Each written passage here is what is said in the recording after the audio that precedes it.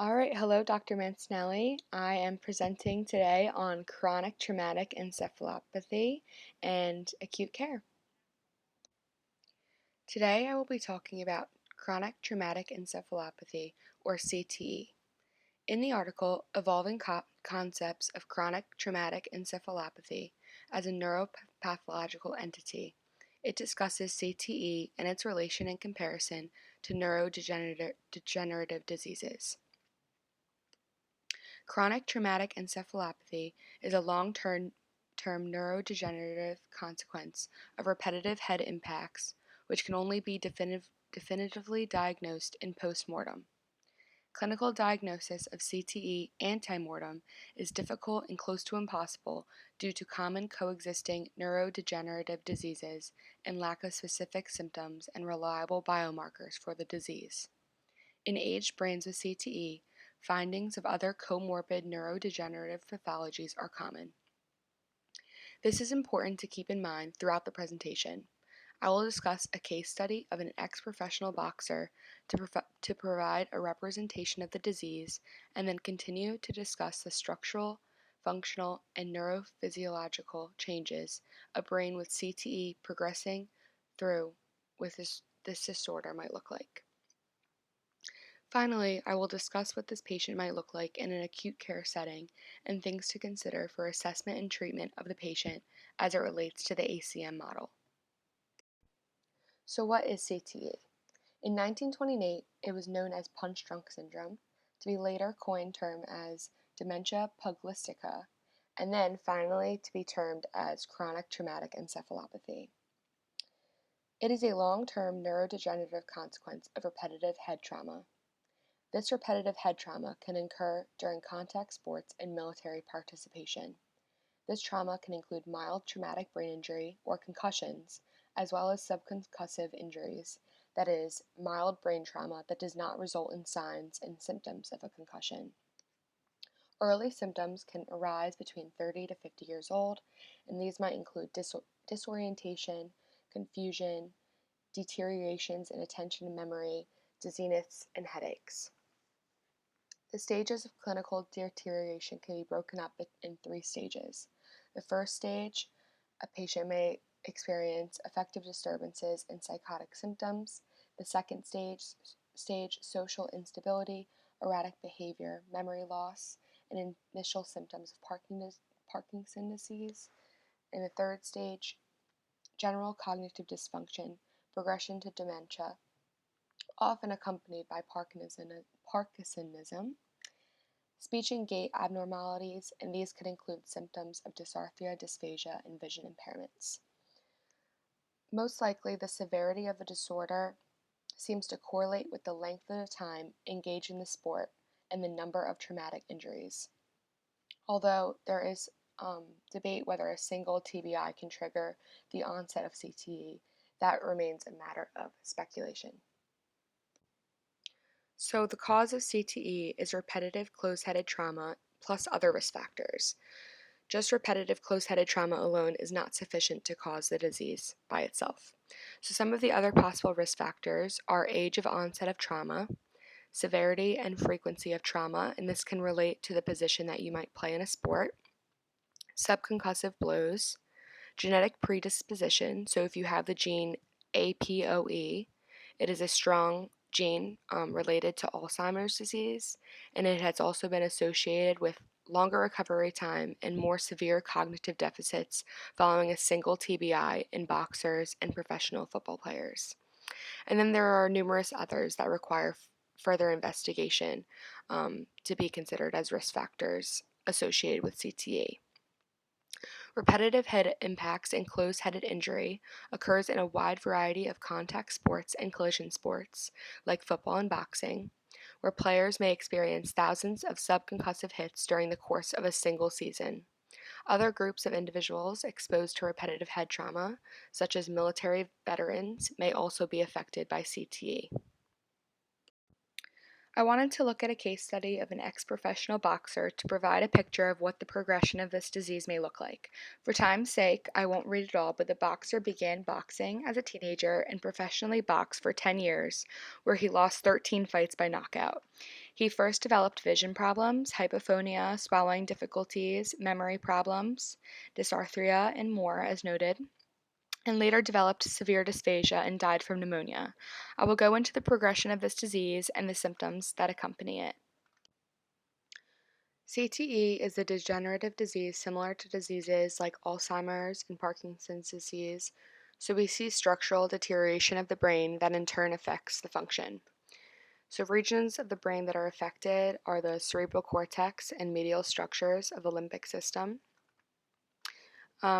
So deterioration of the hippocampus results in anterograde amnesia, which is decreased ability to retain new information.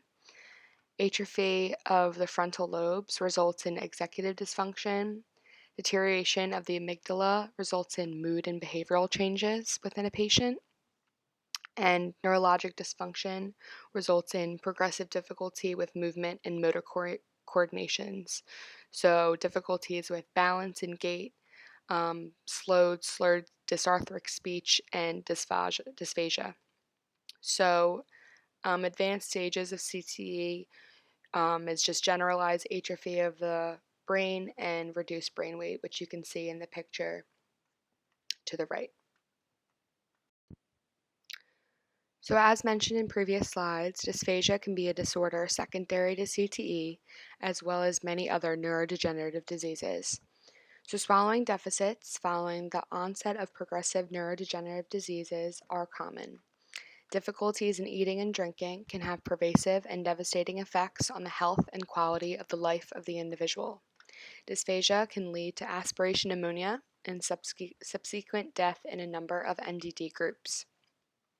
So there is no research singularly focusing on CTE and dysphagia, but rather research on progressive neurodegenerative diseases and how we assess and treat dysphagia within these groups.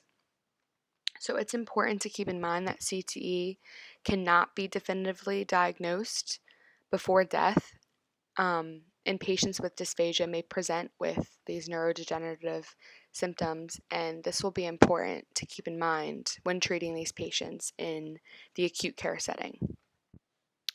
The neurophysiological and neuropsychiatric changes associated with CTE can be classified into the categories of cognition, mood, and behavior. So looking at this table, if we look at the cognitive domain, the patient will experience symptoms of memory impairment, executive dysfunction. In the mood domain, depression, apathy, irritability, and even suicidality. In the behavior domain, impulse control problems, so a patient can have a short fuse or be, quote, out of control.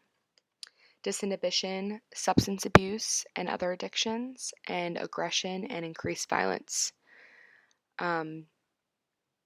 So CTE presents with changes in each of these domains, and the severity of the symptoms appears to progress with the course of the disease, and this can be a slow progression.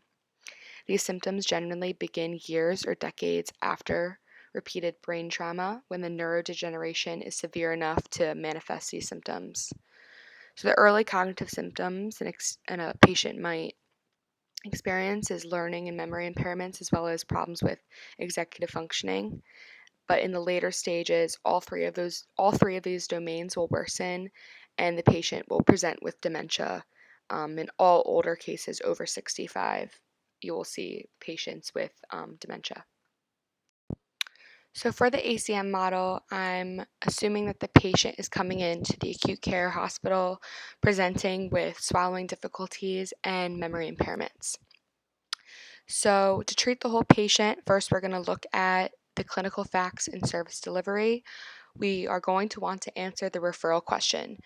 So this will definitely be a challenge for a person with CTE because we will not be able to definitively diagnose CTE for the patient. Assuming they are experiencing dysphagia, they are probably experiencing cognitive difficulties as well. So differential diagnosis will be key for this patient. We should be able to identify what it could not be. Also, looking at the patient's past medical history will hold a lot of valuable information on past brain trauma. So the closest symptom profile is frontotemporal lobar degeneration. But for CTE, these symptoms begin around 30 to 50 years, like I stated before. It'll have a slower progression of these symptoms, and there will be a history of repetitive brain trauma. So these will all be things to look for when looking at the patient's chart review, when talking to the patient and family during the interview, clinical observations. These will all be important things to note. Also, for later stages for a person with CTE, it'll be harder to specify CTE because of the coexisting dementia. Because, as I said before, over 65, the patient will have dementia, and it'll be harder to singularly diagnose CTE for that patient. So for the assessments, I wanted a quick and concise assessment tool that will provide valuable information about the patient's swallowing difficulties. So I found this great assessment, clinical assessment of dysphagia in neurodegeneration. It's called the CADN, I assume. So this is a bedside assessment tool. It takes about 7 minutes to administer. It provides information on aspiration risk and feeding and compensatory behaviors for patients with neurodegenerative diseases. So it has a threefold purpose. The first being to quantify dysphagia as a clinical endpoint. The second, inform clinical care through identification of feeding behaviors. And the third is to predict presence or absence of aspiration to signal the need for further investigation with a FEES or a video fluoroscopy assessment. Also, I might consider talking with a doctor and ordering an MRI for this patient. This can detect whole brain atrophy or atrophy of specific areas of interest, which might be valuable information for this patient. So for patient and family wishes, I want to look at goal setting. I would want to manage the patient's dysphagia, allow them to swallow safely, and also establish the memory deficits they may be experiencing. For the goals, I might want to put in rehabilitative or compensatory strategies in place for safe swallow and less risk of aspiration for the patient, and compensatory strategies and possible memory aids for the benefit of the patient as well. I would also want to provide information and counseling to the family about CTE if possible, but if not, then just about neurodegeneration, cognitive deficits the patient might be presenting with or will present with in the future. Also, mood and behavioral changes associated with CTE are often the most concerning to family members and caregivers.